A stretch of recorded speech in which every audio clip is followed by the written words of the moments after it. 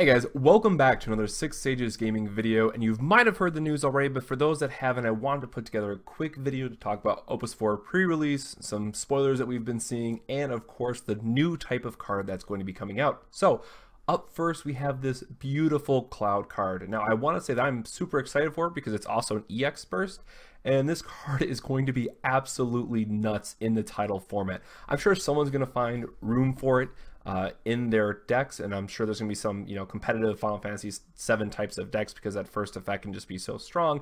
So I know there's gonna be a lot of people that are excited to brew with this card. But all of that aside, what is really important about this is that it is a Opus IV pre-release promo.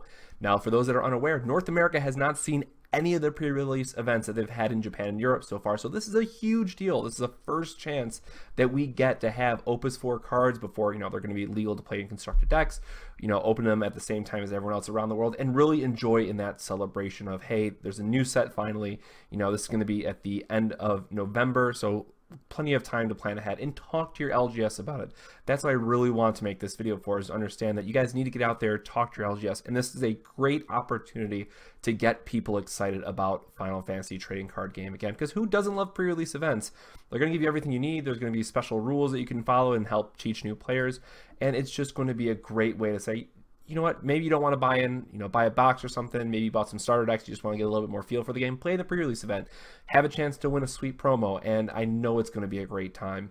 The other thing I kind of want to note is that I'm assuming that this is going to be a foil, and given Square Enix's record, it's likely that only the first place player is going to get this. Now, this is not confirmed, so please don't quote me on that, but I'm going to assume that because it is a Opus 4 card, so you can get it easily just by buying this at NC Hero. It won't be that expensive, but you can see it has a gold stamping on it. I think that they are going to at least limit the quantities of them. I don't think everyone's going to get one. Maybe it's not just first, or top 4, what have you. But I do expect this to be a little bit difficult to get a hold of, and that's fine. That's helping drive people to their LGS4 events. So I hope you guys, again, talk to your stores, get them excited, have them pester GTS. We really want to see as many people getting on this hype train as possible, because Opus 4 pre-release is going to be absolutely great. Going on from that, we do also have some spoilers I want to talk about, and also just why is Light Cloud so good and probably just going to get better is that they spoiled the Zac card, which is a 3-drop backup, but also an EX burst ability. Now, yes, again, it is limited to just a soldier, so if you go on Lognet, you can type in soldier, it's going to pull all of them up, but it's basically Final Fantasy VII characters. So again, what does this mean? Title format is going to be insane for Final Fantasy VII now. I think that they're going to have a lot of great tools coming up in the next set that's going to allow them to use it. And then, of course, we always have just the Opus 3 Zac, the legendary version that lets you get Light Cloud as well. So we have this package now that really helps us recycle our Light Clouds for when we want to use a special more often to either break something or deal 8,000 damage, depending on which cloud you're using.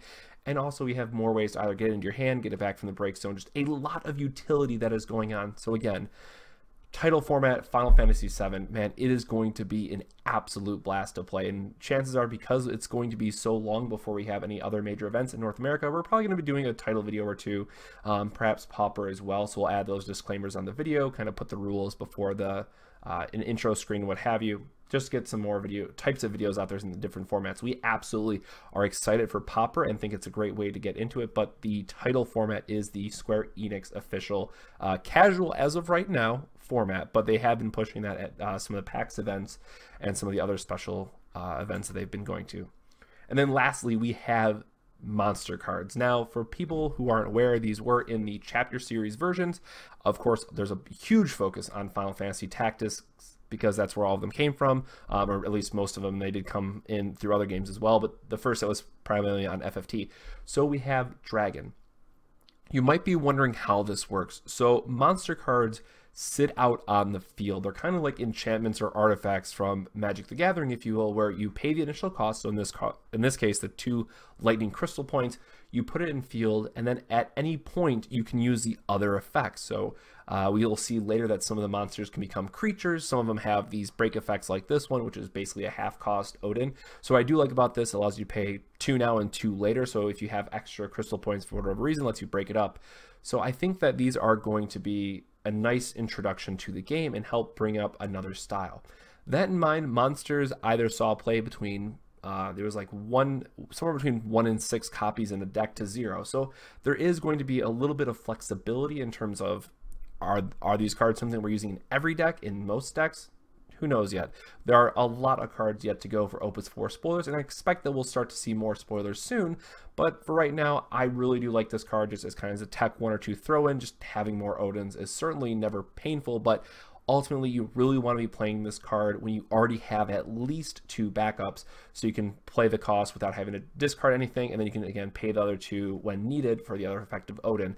This is really just a card that wants to pay off with that incremental value, so you cannot don't have to maybe burn 2 cards at once, and you can just sit on the field and have that emergency Odin, if you will, for only discarding 1 card. So it gives you a little bit of idea how monsters are going to play out. So I hope you guys enjoyed this video. It's just a very quick introduction to, again, talk to your stores about Opus 4 pre-releases, get hyped for spoilers, and monsters are coming. So I am super excited for Opus 4. I think it's going to do a lot for the meta that's very much needed right now, since we do have a bit of an extended break now for any new cards, but hey, that's all right.